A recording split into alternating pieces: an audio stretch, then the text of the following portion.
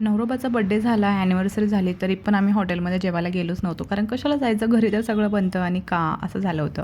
पण मध्येच थोडासा रुसवा-फुगवा आणि हे सगळं घालवण्यासाठी म्हणून हॉटेलला व्हिजिट दिली. ऊन तर भरपूर होतं, पण लेक बघा. तो बाहेर गेला ना, फुल एन्जॉय करतो. त्यांना फोटो वगैरे काढायला आवडतात. म्हटलं पण फोटो काढताना ना स्माइल दे बघू, स्माइल. असं स्माइल दे.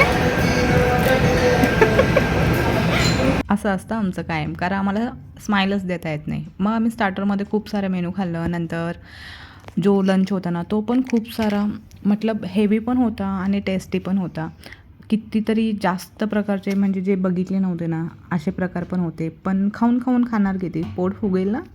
मग नंतर स्वीट डिश जी माझी फेवरेट, म्हटलं तिथे ब्राउनी होते, मूगडाळ हलवा, गुलाबजामुन आणि हे आपलं पायनॅपल कट करून ठेवले होते. त्यानंतर व्हॅनिला आईस्क्रीम होतं आणि खीर होती. ही खीर जी होती ना, खूप एकच नंबर. मला म्हणजे सगळ्यात जास्त कोणती डिश आवडली असेल ना, तर ही खीर. पण ही शेवटपर्यंत मला समजलीच नाही की ही कशी बनवली, कारण मला पण बनवायचं आहे, पण मी नक्की ट्राय करणार. त्यानंतर हा ॲनिव्हर्सरी वीक आहे म्हणून त्याने आम्हाला एक छोटासा केक मस्त गिफ्ट म्हणून दिला. मग घरी आलो. घरी आल्यानंतर मग मुलांना तो केक एक्सायटेड होते की केक कसा आहे ते बघायचा. छान होता, छान वाटला आणि असा होता आजचा दिवस. खूप छान.